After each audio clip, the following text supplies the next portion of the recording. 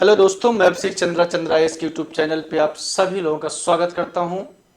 उम्मीद है कि आप लोग स्वस्थ होंगे, मस्त होंगे। आज मैं कंप्यूटर से रिलेटेड चैप्टर नंबर 2 पढ़ाने जा रहा हूं, जिसमें जो है आज आपको classification of computer, generation of computer, ये सारी चीज़ें बताई जाएंगी जो आपके पेपर ऑफ व्यू से बहुत ही इंपॉर्टेंट होंगे। अभी जो है कुछ बच्चों का डिमांड ये था कि सर जो है हिंदी में क्लास लिया करिए, तो इसलिए हिंदी में क्लास ली जा रही है। और जब एक बार हिंदी में सारी क्लासेस हो जाएंगी तो आपको बहुत ही इजीली इंग्लिश में भी क्लासेस दी जाएंगी। तो मैं उम्मीद करता हूं कि जो भी चीज़ें आपको पढ़ाई जाती हैं बहुत अच्छे से समझ में आएगा। और ये जो भी चीज़ें मैं पढ़ा रहा हूं आपके ट्रिपल सी हो गया, ओ लेवल हो गया, या वनडे टाइप के जितने भी पेपर होते हैं उसमें सारे क्वेश्चन आपको यहीं से मिलेंगे। तो चलिए हम शुरू करते हैं। आज का जो टॉपिक है, सबसे पहले आप ध्यान देंगे यहाँ पे रोजगार publication, EDSAC electronic delay storage automatic calculator. यदि हम बात करते हैं यहाँ पे एडीसैक का आविष्कार किसने किया था, तो एडीसैक का आविष्कार मैरिस बिल्कस ने 1949 ईस्वी में किया था। कब किया था? 1949 ईस्वी में किया था। यह पहला प्रोग्राम संग्रहित डिजिटल कंप्यूटर था। मेमोरी में निर्देश तथा डेटा स्टोर करने की क्षमता थी। इसमें क्या था? मेमोरी में किसी भी डेटा को, इंस्ट्रक्शन को स्टोर करने की जो क्षमता थी, इसमें आना शुरू हो गया था। आगे जो है यहाँ पे लिखा होता है यूनिवैक, यूनिवर्सल ऑटोमेटिक कंप्यूटर।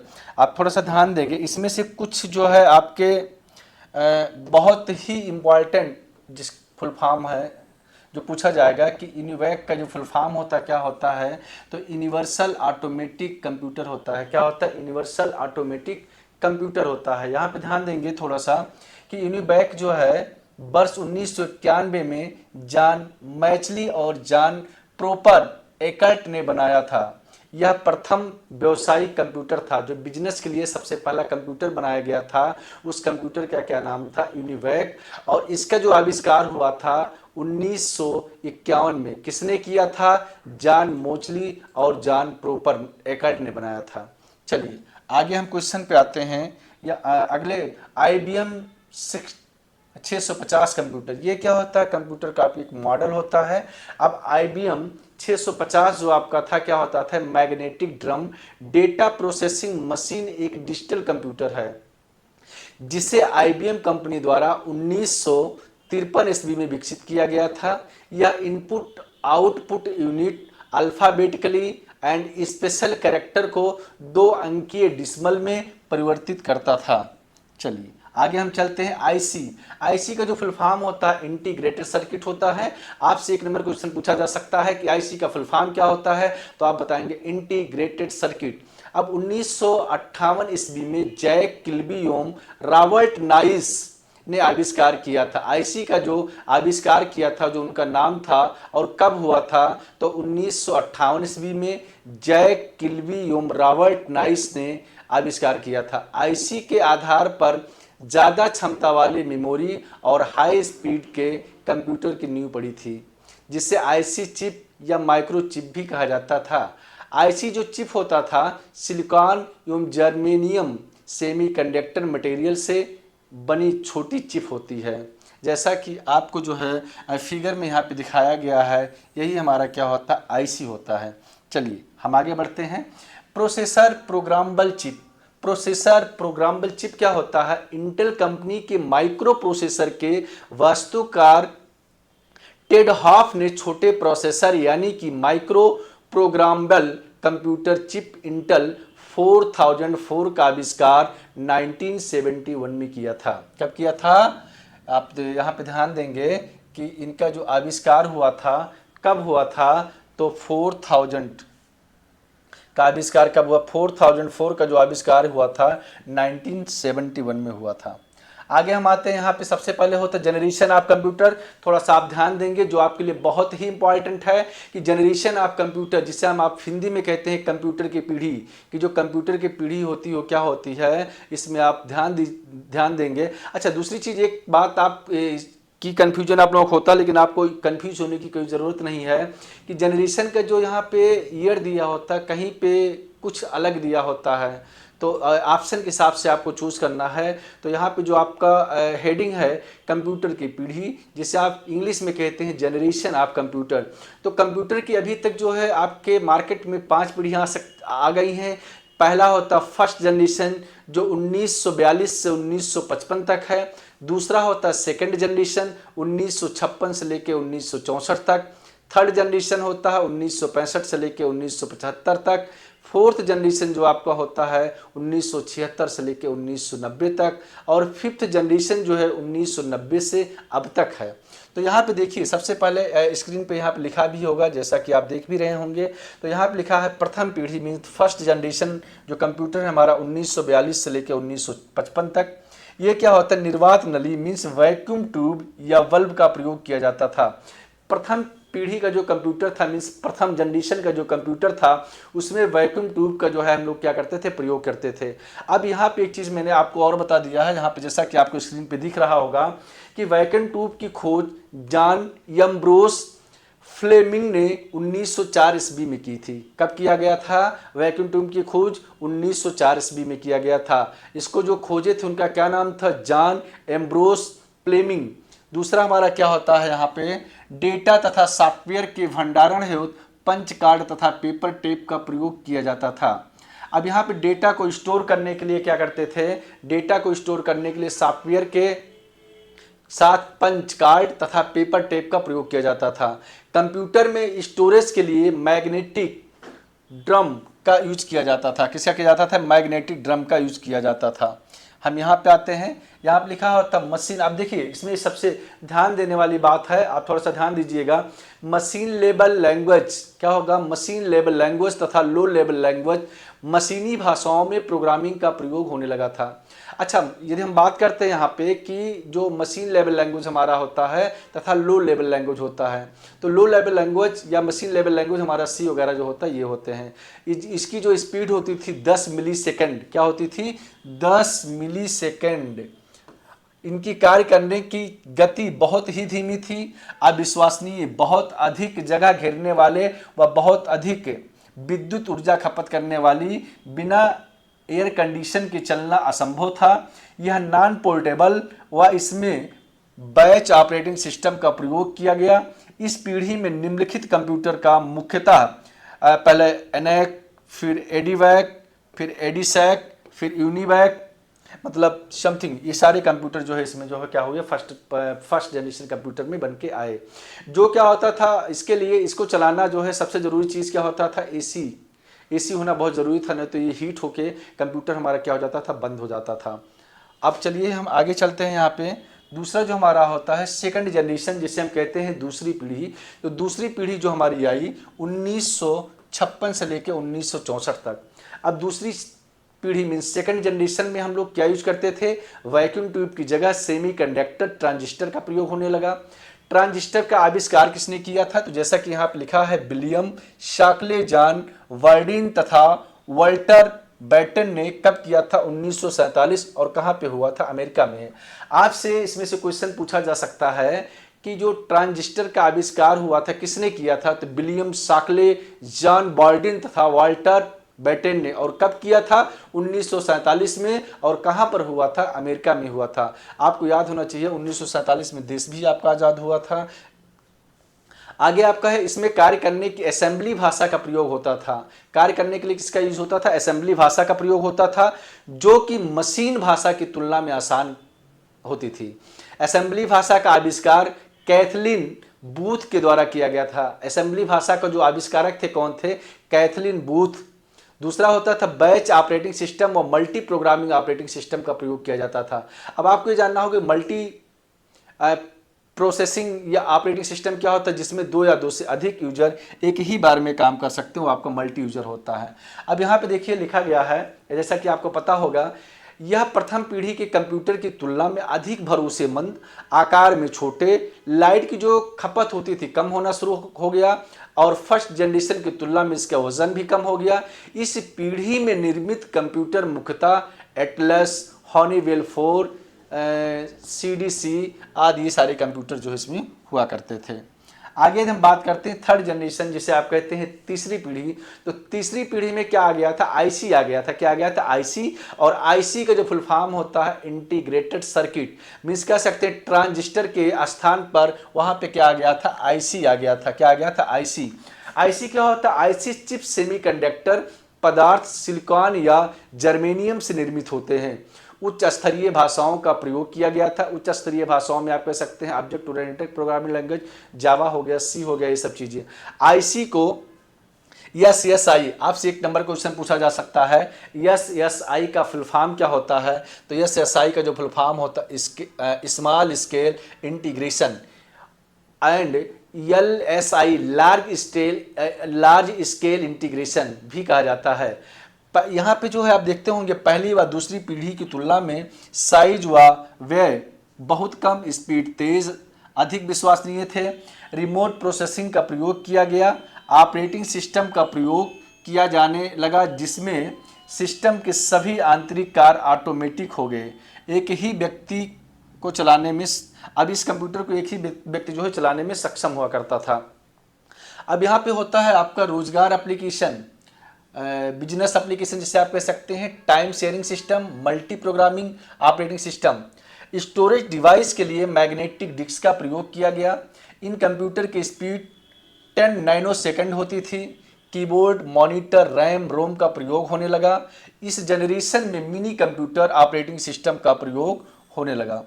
इस पीढ़ी के निर्मित कंप्यूटर IBM 360, IBM 370 सीरीज, हॉनीवेल, ये सब जितने भी चीज़ें हैं कंप्यूटर हमारे आने लगे। उसके बाद यहाँ पे होता है कंप्यूटर के क्षेत्र में सबसे बड़ी क्रांति इसी पीढ़ी में, ये जो चौथी पीढ़ी हमारी है जिसे हम कहते हैं फोर्थ जनरेशन, कंप्यूटर की जो सबसे ज़्यादा क्रांति आई इसी पीढ़ी में आई। इसमें जो कंप्यूटर आकार में छोटा, अधिक प्रभावशाली, काफ़ी विश्वसनीयता, अधिक मेमोरी क्षमता, एयर कंडीशन AC की आवश्यकता खत्म होगी। अब जो कंप्यूटर फोर्थ जनरेशन से आना शुरू हो गए, इसमें बहुत ज़्यादा AC की ज़रूरत नहीं होती है। इस पीढ़ी में माइक्रो कंप्यूटर मतलब पर्सनल कंप्यूटर का विकास हुआ। इसकी जो स्पीड होती थी पेको सेकंड में होता था। अब यदि हम बात करते हैं पर्सनल कंप्यूटर, माइक्रो जो कंप्यूटर हमारा होता है ये हमारा पर्सनल कंप्यूटर होता है। और माइक्रो कंप्यूटर का यूज हम जनरल पर्पज से हर जगह करते हैं, जैसे किसी इंडस्ट्री में या किसी हॉस्पिटल में, किसी कोचिंग में, किसी क्या नाम है साइबर कैफ़े वगैरह में, हर जगह जो हम मेनली जो यूज करते हैं, कौन सा कंप्यूटर यूज करते हैं, माइक्रो कंप्यूटर। इस कंप्यूटर के पीढ़ी में विशाल एकीकृत circuit LSI large scale integrated circuit और VLSI very large scale integrated circuit. अब देखिए LSIC का जो है फुल फॉर्म आपसे पूछा जा सकता है, या जो है BLSIC का भी फुल फॉर्म पूछा जा सकता है, जैसा कि यहाँ पे स्क्रीन पे लिखा हुआ है। इस सर्किट का प्रयोग किया जाने लगा। इस LSI सर्किट में 3 लाख ट्रांजिस्टर के बराबर काम करने की क्षमता होती थी, जिसको माइक्रो प्रोसेसर चिप कहा जाता था। माइक्रो प्रोसेसर व सेमीकंडक्टर मेमोरी का प्रयोग CC और SQL भी हमारा क्या होता है, एक लैंग्वेज होता है जिसका फुल फॉर्म होता है स्ट्रक्चर्ड क्वेरी लैंग्वेज, जैसी हाई लेवल लैंग्वेज का प्रयोग किया गया। इंटरनेट का विकास, अब जो है ये जो हमारा फोर्थ जनरेशन आया, यहाँ से इंटरनेट का भी विकास होना शुरू हो गया। पहला देखिए इसमें लिखा गया है यहाँ पे लैन का फुल फॉर्म होगा लोकल एरिया नेटवर्क, मैन आपका होता है मेट्रोपोलियन एरिया नेटवर्क, और वैन जो आपका होता है वाइड एरिया नेटवर्क। और विंडोज इसमें OS होना शुरू हो गया। OS का फुल फॉर्म होता है operating system means Windows operating system. उसके बाद डास का प्रयोग होना शुरू हो गया, GUI ग्राफिकल यूजर इंटरफेस, और एप्पल OS का भी जो है प्रयोग होना शुरू हो गया। उसके बाद हमारा होता है फिफ्थ जनरेशन जो प्रेजेंट टाइम में चल रहा है। तो फिफ्थ जनरेशन हमारा कब से कब तक है, 1990 से लेकर अब तक जो हमारा है ये कौन सा है, फिफ्थ जनरेशन है। इन कंप्यूटर में BLSI, ULSIC एंड AI तकनीक प्रयोग किया गया। आर्टिफिशियल इंटेलिजेंस की सुविधा होने के कारण इसमें निर्णय लेने की क्षमता स्वयं होने लगी। अब हम बात करते हैं यहाँ पे parallel processing, super conductivity, AI, voice recognise, visual recognise जैसे फीचर्स होने लगे। उसके बाद यदि हम बात करते हैं तो यहाँ पे स्टोरेज क्षमता इसकी अधिक होने लगी। मेमोरी ऑप्टिकल डिस्क होती है। उच्च स्तरीय भाषा जैसे C++, ASP.NET जावा, पाइथन आदि। USLI ultra large scale integrated circuit internet multitasking, एक से अधिक कार्य एक बार में करने का गुण। फिर यहाँ पे होता है multimedia sound, graphics, text, portable PC, desktop PC, uses of new application, विभिन्न आकार के कंप्यूटर, डेस्कटॉप हो गया, लैपटॉप हो गया, नोटबुक हो गया, अल्ट्राबुक हो गया। इस पीढ़ी में मुख्य रूप से भारत में निर्मित परम सुपर कंप्यूटर भी शामिल है।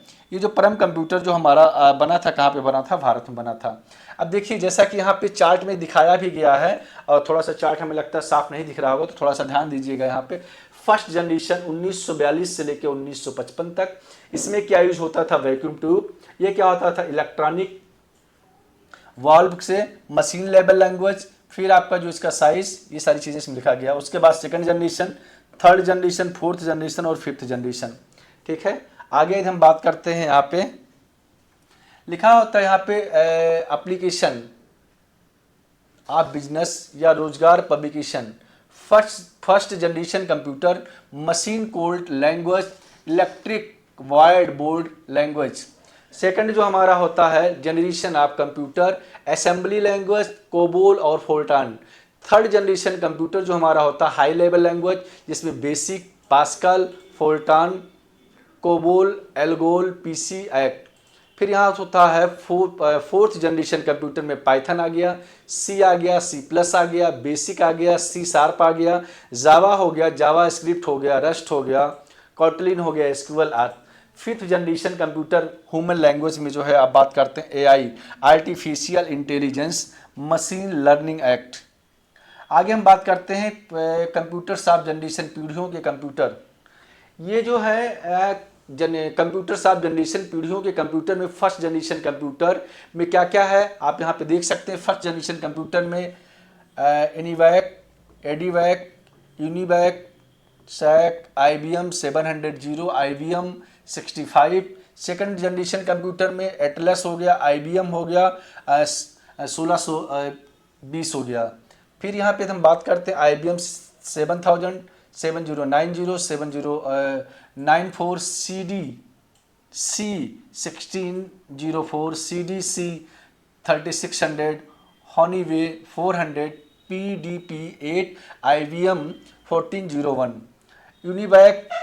फिर थर्ड जनरेशन जो कंप्यूटर हमारा होता है CDC 6600, CDC। ये सब हमारे क्या होते हैं? कंप्यूटर होते हैं। फोर्थ जनरेशन में जो कंप्यूटर हमारा आ गया, डेक्टन आ गया, स्टार आ गया, 1000 आ गया, IBM 4341, PDP-11, Apple second, wax 9000, रे यल आ गया, फिर रे एक्स MP आ गया। फिफ्थ जनरेशन कंप्यूटर हमारा Param super computer, computer, desktop, laptop, palmtop, notebook, ultrabook, Chrome book, IBM Pentium. ये सब हमारे क्या होते थे? फिफ्थ जनरेशन के कंप्यूटर होते थे। आगे हम बात करते हैं क्लासिफिकेशन ऑफ कंप्यूटर। यहाँ पे हो गया क्लासिफिकेशन ऑफ कंप्यूटर का मतलब होता है कंप्यूटर का वर्गीकरण, मीन्स कंप्यूटर को कितने भागों में बांटा गया है। तो सबसे पहले हम बात करते हैं क्लासिफिकेशन ऑफ कंप्यूटर का। तो कंप्यूटर को 3 भागों में बांटा गया। पहला होता है बेस्ड ऑन साइज, दूसरा होता है बेस्ड ऑन वर्क और तीसरा होता है बेस्ड ऑन पर्पज। तो बेस्ड ऑन साइज के हिसाब से हम बात करते हैं। पहला हमारा माइक्रो कंप्यूटर, दूसरा मिनी कंप्यूटर, तीसरा जो होता है मेन फ्रेम कंप्यूटर और चौथा जो आपका होता है सुपर कंप्यूटर। अब यदि हम बात करते हैं बेस्ड ऑन वर्क के हिसाब से, तो एनालॉग कंप्यूटर, डिजिटल कंप्यूटर और हाइब्रिड कंप्यूटर। ये जो हमारा हाइब्रिड कंप्यूटर होता है, digital computer plus analog computer plus digital computer को मिलाकर बना होता है। और दुनिया का सबसे पावरफुल कंप्यूटर जो माना जाता है, हाइब्रिड कंप्यूटर को ही माना जाता है। उसके बाद आपका होता है based on purpose, special purpose, और दूसरा क्या होता है जनरल पर्पज। यदि हम पर्पज के हिसाब से देखें तो कंप्यूटर को 2 भागों में बांटा गया। पहला स्पेशल पर्पज और दूसरा जनरल पर्पज होता है। एक बार आप दोबारा इसको ध्यान देंगे। क्लासिफिकेशन ऑफ कंप्यूटर का मतलब होता है कंप्यूटर का वर्गीकरण। कंप्यूटर को हम 3 भागों में बांटे हैं। पहला होता है बेस्ड ऑन साइज, दूसरा होता है बेस्ड ऑन वर्क और तीसरा होता है बेस्ड ऑन पर्पज। तो बेस्ड ऑन साइज में पहला हमारा माइक्रो कंप्यूटर, दूसरा मिनी कंप्यूटर, तीसरा मेन फ्रेम कंप्यूटर और चौथा जो आपका होता है सुपर कंप्यूटर। अब हम बात करते हैं वेस्ट ऑन वर्क। पहला हमारा एनालॉग कंप्यूटर होता है, दूसरा डिजिटल कंप्यूटर होता है और तीसरा जो हमारा होता है hybrid computer.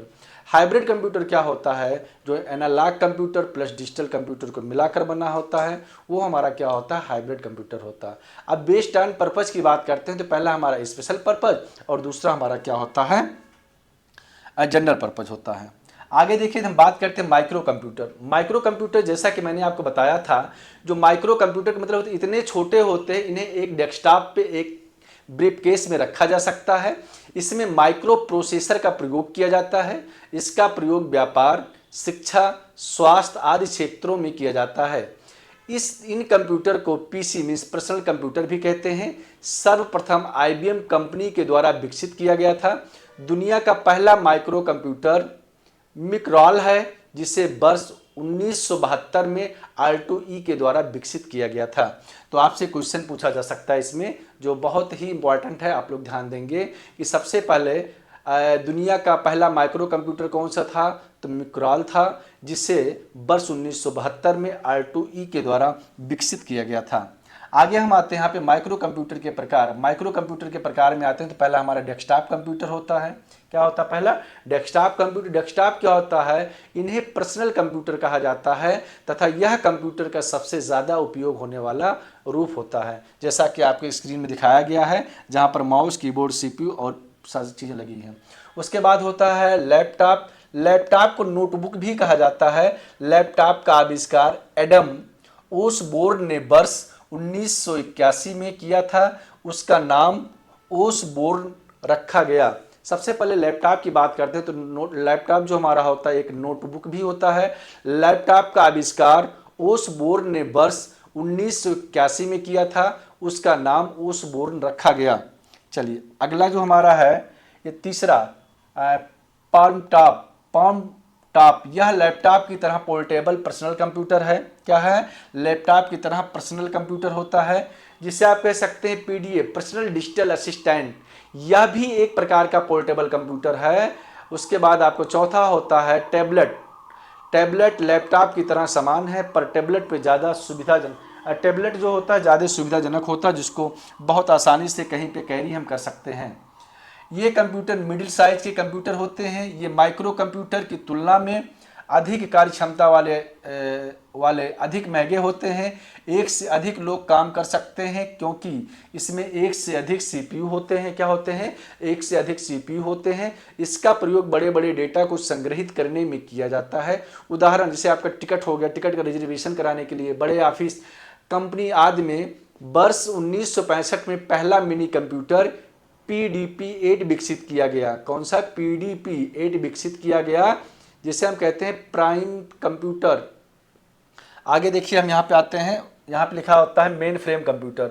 Main frame computer क्या होता है, ध्यान दीजिएगा, आकार का बड़ा, कार्य क्षमता अधिक स्टोरेज क्षमता। इसका इस्तेमाल सर्वर कंप्यूटर की तरह किया जाता है। मेन फ्रेम कंप्यूटर का प्रयोग बड़ी बड़ी कंपनियों द्वारा खरीदी व बेची जाने वाली वस्तुओं का ब्यौरा, बैंक का डेटा, कर्मचारी का डेटा, बिल तैयार करने, बल्क डेटा प्रोसेसिंग, इंडस्ट्री आदि में किया जाता है। और ये जो कंप्यूटर हमारा HBM 360, IBM सिस्टम, IBM 700, पहला मेन फ्रेम कंप्यूटर IBM 360 किसने बनाया था, जेन यमडाहल को मेन फ्रेम कंप्यूटर का पिता कहा जाता है, मीन्स जनक कहा जाता है। आगे हम आते हैं, यहाँ पे लिखा होता है सुपर कंप्यूटर। जैसा कि आपको पता होगा, जो सुपर कंप्यूटर हमारा होता है, मौसम विभाग के बारे में जो भी जानकारी हमें प्राप्त होती है सुपर कंप्यूटर के द्वारा होती है। सबसे बड़े आकार के, सबसे अधिक स्टोरेज, बहुत सारे CPU, सबसे तेज स्पीड, सबसे ज़्यादा विश्वसनीय।